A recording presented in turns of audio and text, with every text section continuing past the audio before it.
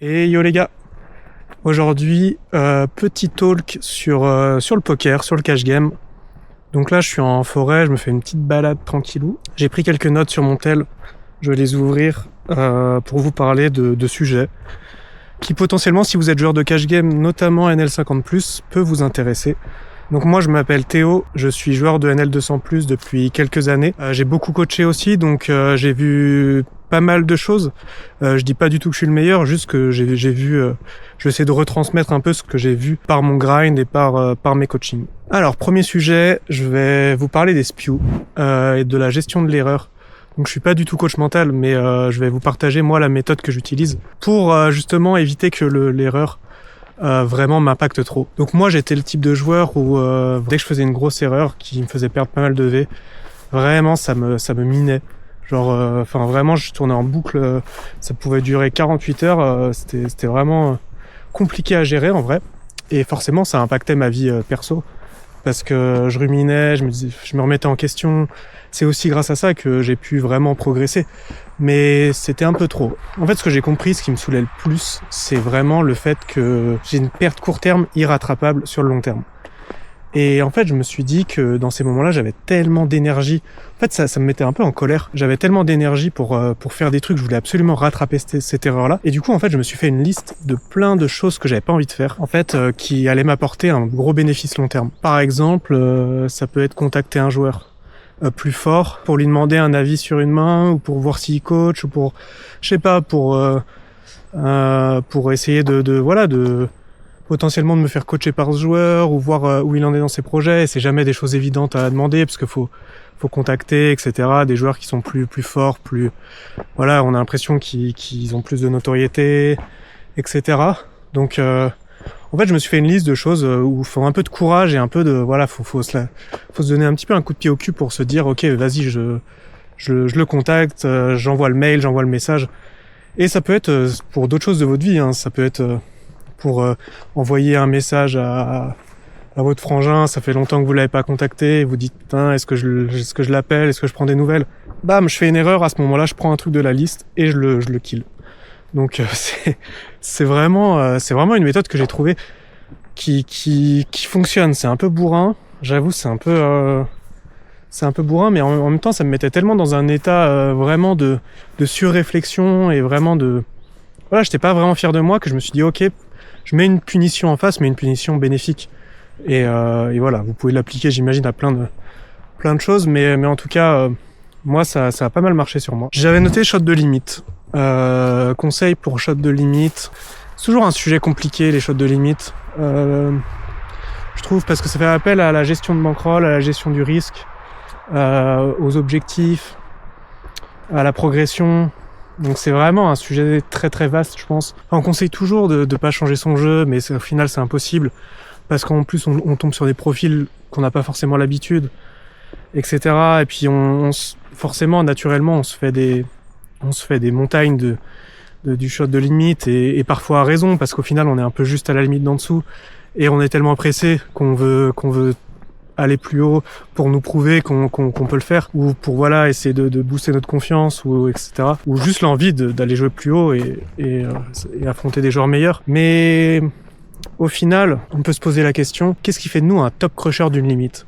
Et j'en parlais l'autre fois avec un élève. En fait, il me disait ouais, j'aimerais bien atteindre la NL200. Voilà, qu'est-ce que tu me conseilles ? Qu'est-ce qu'il faut que je change ?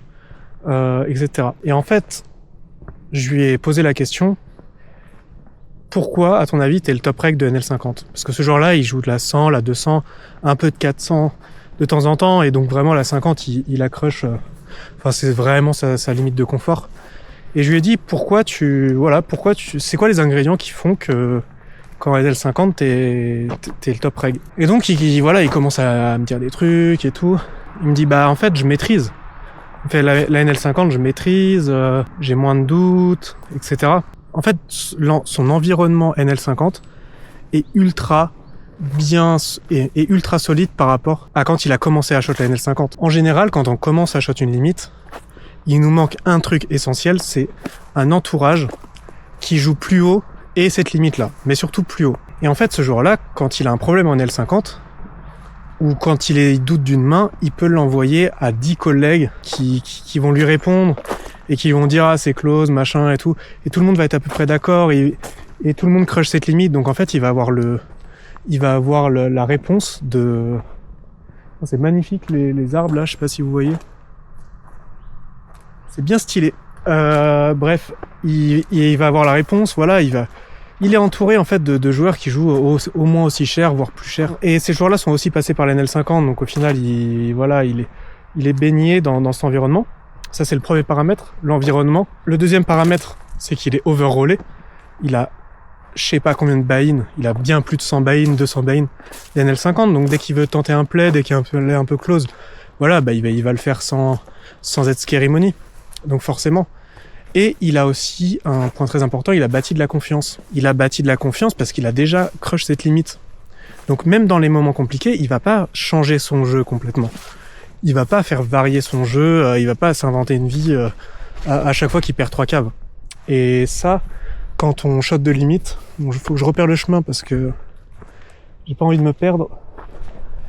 Donc ça, quand on shot de limite, on a vite tendance à remettre notre jeu en question quand on perd une cave. On a bluff catch, c'est pas passé. On a bluff, c'est pas passé. Et puis on fait des trucs en général qu'on n'a jamais tenté, et c'est normal. Et du coup, voilà. Donc le premier paramètre, c'est l'environnement. Le deuxième paramètre qu'on a vu, c'est la bankroll et le skill, quoi. Tout simplement, en fait, pendant des années, il a baigné avec des joueurs de NL50. Ils ont tous progressé ensemble. On a commencé à comprendre le pool. Il a parlé aussi avec beaucoup de collègues qui jouent plus haut, qui savent exploiter les règles de NL50. Donc forcément, c'est beaucoup plus facile. Ce que je lui ai dit, c'est essaie de te créer la même chose pour la NL200. Mais voilà, essayer de communiquer avec des gens qui jouent plus haut. Éviter d'être tiré trop vers le bas sur son environnement, c'est-à-dire éviter de trop discuter avec des joueurs de vos limites. Enfin, je sais pas, ça c'est mon avis, mais je pense que les joueurs de nos limites n'ont pas grand-chose à nous apporter s'ils ont à peu près les mêmes résultats que nous, à part le fait de bosser. Mais quand je dis ça, en général, ça tique. Et imaginez maintenant, il y a un joueur de NL10 qui vient vous voir et qui vous dit comment je passe en NL25 ou comment je passe en NL50. Quand vous lui demandez comment il bosse, il vous dit je bosse avec mes collègues d'NL10. Vous allez forcément lui dire mec, tu vas jamais progresser. Enfin, à part si t'as 1, 2, 3 de tes collègues qui passent, qui font le job et qui passent plus haut, et ensuite qui te reversent les connaissances, tu vas pas progresser. Donc, faut vraiment essayer d'aller chercher des joueurs, des thinkings, de travailler même un petit peu avec des joueurs qui jouent plus cher. Et pas forcément que sur YouTube ou sur les Discord où les gens, ils sont pas vraiment francs. Enfin, déjà sur YouTube, forcément, on est vu. Donc, les règles vont rarement donner leur exploit, leurs gros exploits. Voilà, ils vont donner un peu d'exploit, mais ils vont pas être vraiment sincères, ou ça va pas être une relation sincère. Et sur Discord, pareil, en général, les tops, ils partagent pas leurs mains, vraiment, tu vois, ils vont répondre à tes mains. Donc ce que je te dis, c'est pas forcément de trouver un coach ou quoi, ou de te faire coacher, mais vraiment essayer d'aller chercher par je sais pas quel moyen des joueurs qui sont plus expérimentés que toi, ou ça peut être dans un pan du jeu. Par exemple, si t'as un pote qui est expert en GTO, expert en data, expert en timing, expert machin, même s'il joue les mêmes limites que toi, il va vraiment t'apporter quelque chose. Mais en général, tous les joueurs d'une même limite ont à peu près les mêmes ligues. Et évidemment, jouer peu de tables. Enfin, par exemple, si vous jouez 6 tables en NL50, quand vous shotez la 100, enlevez des tables en NL50. Mettez peut-être que 2 tables de NL100 pour être bien focus. Et évidemment, un des conseils les plus importants, mais c'est vrai que je l'ai même pas dit parce que ça me paraît tellement évident, mais c'est de tab select. C'est d'essayer de trouver des tables de la limite d'au-dessus plus faciles que celles de la limite d'en dessous. Et il y en a. C'est sûr qu'il y a des tables de NL100 qui sont plus faciles que des tables de NL50. C'est sûr sur le point .fr, tu peux trouver des tables de NL100 à 3 fiches. Ça va être assez rare, mais si tu sélectes bien et tout, normalement, c'est trouvable. Donc voilà ce que je pourrais te conseiller au niveau des shots de limite. Je réfléchis en même temps s'il y a autre chose, mais voilà, c'est déjà pas mal. Ensuite, une erreur que je vois souvent chez les regs, c'est de ne pas prendre en compte le reg back sur leurs résultats. Alors ça, c'est un classique que je vois très très souvent. Pour moi, ça n'a aucun sens, et je vais vous expliquer pourquoi. Déjà, toutes les rooms n'ont pas le même rake. Donc par exemple, si vous jouez sur le point .fr, c'est à peu près équivalent, il me semble. Donc ça va. Mais par exemple, si vous jouez GG avec du rake énorme, ou Winamax sur le hold-up, où il y a tonnes de rake, et que vous comparez vos résultats hors rake back, bah forcément ça a aucun sens. Parce que vous jouez sur une room avec beaucoup plus de rake, sans prendre en compte le rake back. Donc ça a pas vraiment de sens. Donc pour comparer les rooms entre elles, il faut absolument comparer post-rake back et pas pré-rake back. Et évidemment, imaginez vous jouez une room où il y a très peu de rake, mais zéro rake back. Bah, évidemment, vous allez pouvoir montrer un graphe pré-rake back qui monte tout droit. Par contre, si vous jouez une room très rakée et vous montrez votre graphe pré-rake back, bah vous allez être break-even, légèrement gagnant. Comme sur GG, c'est très dur d'avoir un graphe positif sur GG par exemple. Pour moi, ça a pas vraiment de sens. C'est vraiment comparer des choses qui ne sont pas comparables parce qu'évidemment, entre si tu joues Winamax avec moins de rake back que PMU avec plus de rake back ou peu importe, bah forcément ça va jouer. C'est une règle de base, mais enfin comparer pré-rake back sachant que le rake sur chaque room n'est pas forcément le même, ça n'a pas vraiment de sens. Et le programme de rake back non plus. Ce qui est important à la fin, c'est combien tu vas gagner. Donc, ta green line plus ta courbe de rake back. Vraiment, je te conseille de voir tes gains post-rake back plutôt que pré-rake back.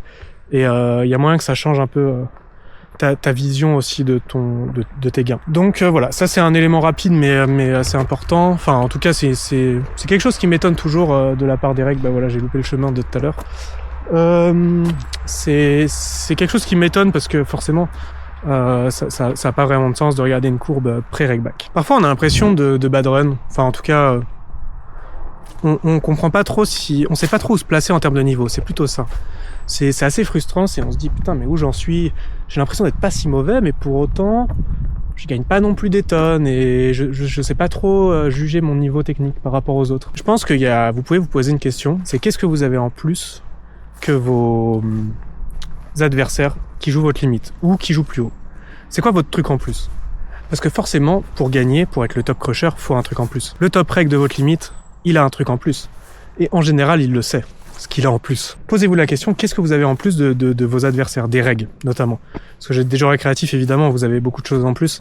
Mais par rapport aux regs qui jouent vos limites, qu'est-ce que vous avez en plus qu'eux? Est-ce que vous avez un meilleur mental? Est-ce que vous avez une meilleure technique? Est-ce que dans la technique vous avez un point spécifique où vous êtes meilleur en bluff? Vous êtes meilleur en lecture de range? Vous êtes meilleur en tap select? Est-ce que vous êtes meilleur dans les petits pots? Est-ce que vous êtes beaucoup plus solide? Est-ce que vous faites très peu de spew? Est-ce que vous avez une connaissance du field très très bonne? Est-ce que vous utilisez ultra bien votre HUD?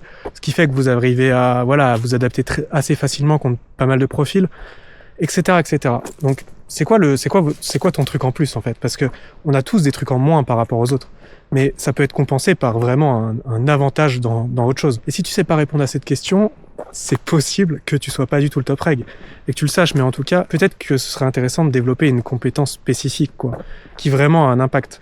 Par exemple, moi j'ai développé grâce à Yolan, j'ai été coaché par Yolan pendant 3 ans au moins, et c'est un truc qui m'a beaucoup parlé, c'est que j'ai bossé les timing tells. J'ai été autiste de ça pendant 3 ans.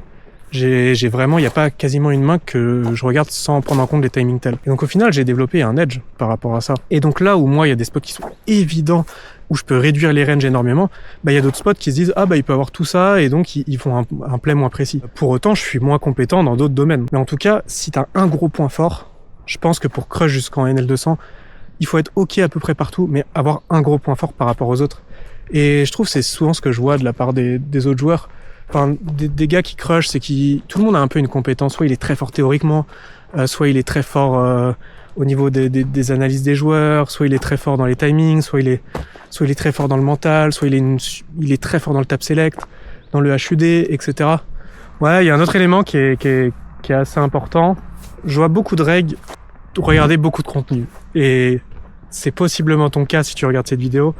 Tu regardes probablement beaucoup de contenu sur YouTube, peut-être pas, et j'en suis ravi si tu me regardes que moi, mais je pense que tu regardes quand même moi et plein d'autres. Et du coup, ton avantage là-dessus, c'est que t'as une palette large de connaissances. Tu vois beaucoup de choses, t'as une vision large du poker, mais le désavantage que ça crée, c'est que ça te met le doute en général. Tu dis putain, ce spot-là, il y a ce gars-là qui le joue comme ça, il y a ce gars-là qui le joue comme ça, il y a celui-là qui pense ça, etc., etc. Et du coup, tu peux vite être perdu. Moi, ce que je te conseillerais, c'est d'arrêter de regarder tout le monde et essayer de trouver une méthode qui fonctionne. Tu vois, tu trouves un gars où tu te dis putain, ça me parle ce qu'il me raconte.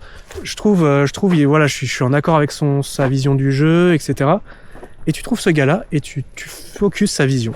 Et en fait, le mec va faire beaucoup d'erreurs. Ce gars-là, tout le monde fait beaucoup d'erreurs. Sauf que tu vas prendre les erreurs du gars, mais aussi ses qualités. Et t'as pas besoin pour crush, t'as pas besoin de faire vraiment, enfin, tu vois, d'être bon partout. Ça va, si tu veux crush la 200 et tout, tranquille, il n'y a pas besoin d'être un expert dans tous les domaines du jeu. Mais en tout cas, prends une vision, prends un mec, fais-lui confiance, prends ses qualités, prends ses défauts et réfléchis pas. Évidemment, c'est un peu drastique ce que je dis, mais à partir du moment où tu as confiance dans un gars, bah vas-y, applique à fond ce qu'il te raconte. Et prends ses qualités, prends ses défauts, prends ses points forts, prends ses leaks. Et ensuite, tu les corrigeras, tu reprendras un autre gars. Une fois que tu auras bien masterisé ce qu'il t'a raconté, tu auras déjà up de 2 limites au moins, et ensuite tu pourras prendre un autre gars plus haut qui t'emmènera à un autre palier, et qui te dira mais attends, ce que t'as dit le gars avant c'est de la merde, faut faire ça. Mais c'est pas grave en fait, parce que ce que t'as dit le gars avant va te permettre d'atteindre le gars d'après. Donc voilà, en fait, pour moi, il y a beaucoup de joueurs qui regardent beaucoup trop de choses, et du coup ils se perdent, ils savent pas, et du coup ils passent pas à l'action, ils sont en hésitation. Est-ce que je prends la masterclass d'un tel, est-ce que je prends le coaching de l'autre, et est-ce que j'y vais au truc gratuit chez lui, est-ce que j'applique comme ça, comme si. Et en fait on se disperse, et c'est pas forcément le top, et on essaie de faire un truc à notre sauce, mais ça marche pas forcément. Donc en tout cas, dans un premier temps, je parle pour les joueurs de NL50, NL200, je parle pas pour les joueurs au-dessus, où là développer son style, potentiellement vraiment développer des edges plus importants, et encore. Donc ne pas trop se disperser sur les connaissances, arrêter de regarder tout le monde, en fait arrêter d'aller à la recherche de la petite pépite, mais s'attaquer au gros de notre jeu, en fait, le socle, la base. En fait, est-ce que 80% des spots on les joue bien? Ça sert à rien de jouer à un spot ultra bien qui arrive assez rarement parce qu'on a trouvé le meilleur exploit et tout. C'est pas forcément fou. Alors que vraiment s'attaquer à notre base du jeu, est-ce qu'on bluffe bien? Est-ce qu'on fait des grosses pions en bluff? Oui, non. Et voilà, ensuite, est-ce qu'on value bien? Est-ce qu'on se value cut? Est-ce qu'on bluff catch correctement les goal spots? Est-ce qu'on sait fold certains spots qui en fait sont très très perdants? Est-ce qu'on connaît notre pool? Voilà, comment on s'adapte, etc. Ok, bon bah voilà, j'en ai fini. J'arrive au van là, donc je vais cut le record. Là, j'espère que ce petit talk en forêt vous a plu et que vous avez potentiellement appris des choses. Donc voilà, rien de plus à vous dire, à part good luck au table et ciao les gars.